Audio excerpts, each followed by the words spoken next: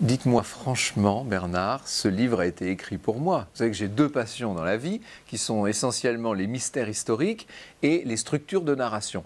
Et d'ailleurs, ça, les gens ne le savent pas, mais les structures de narration me passionnent encore plus que le reste. Et là, j'ai été comblé. Parce que pour ce qui est du mystère, c'est quand même assez fascinant, cette mise en perspective de la Shoah et du livre d'Esther, cette sorte de prophétie réalisée dans ce qu'il peut y avoir de plus effroyable. Je pense qu'on est au cœur d'une des plus grandes énigmes qu'on puisse trouver. Et puis, pour ce qui est des structures de narration, alors là, j'ai découvert un nouveau maître. Il y en avait déjà un certain nombre, hein, Hergé, Agatha Christie, Alfred Hitchcock. Mais vous n'êtes pas mal dans le genre, c'est-à-dire que vous savez trousser une histoire et vous savez emmener le lecteur du début à la fin. On passe par tout ce qui fait un grand roman. J'allais dire d'aventure, non. C'est plutôt ce qu'on pourrait appeler un roman initiatique, en fait. Vous savez, les trois grands ingrédients du roman initiatique, c'est d'abord et avant tout une pérégrination, il faut avancer. Et là, on est servi de l'enquête à Nuremberg même jusqu'au voyage à Jérusalem, etc. On est en permanente promenade. Il y a des rencontres, et ces rencontres sont censées faire grandir le héros. Et on est donc constamment confronté au savoir et à la transmission. Je pense que cette notion de transmission est au cœur du livre de tous ces grands savants, et notamment ces rabbins qui ont l'air de connaître non seulement, bien entendu, le livre, mais tout le reste. C'est assez fascinant.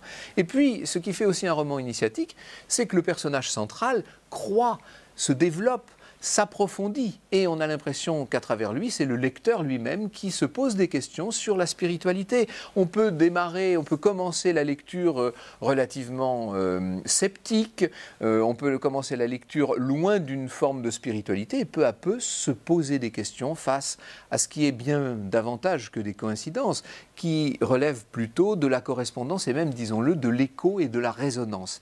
Ça m'a vraiment beaucoup frappé. Alors, toute cette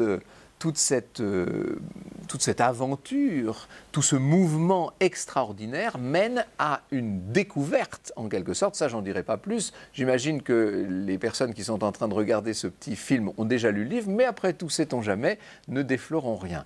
Ce qui m'a frappé et ce qui m'a plu particulièrement dans le livre, alors là, contre toute attente, ce ne sont peut-être pas, et Dieu sait que j'ai aimé l'enquête, j'ai aimé ces rencontres, j'ai aimé ces découvertes, mais ce qui m'a le plus touché, c'est ce que vous racontez vous-même sur vos souvenirs d'enfance, sur la fête de Pourim et sur la façon dont votre maman prenait littéralement la famille en main pendant cette fête et se mettait à raconter.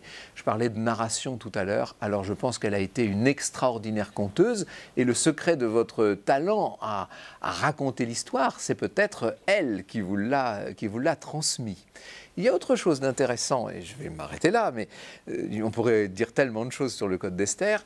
Ce qui m'a assez frappé également, c'est que d'habitude, dans un roman initiatique, dans un parcours d'initiation, le postulant, le récipiendaire est seul.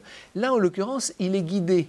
Il est tenu par la main par Johann Pérez, qui, un peu dans l'ombre, un peu de loin, semble, sinon tirer les ficelles de l'affaire, du moins ouvrir les portes devant celui qui cherche. Et cette heuristique accompagnée me paraît être également un élément important du livre.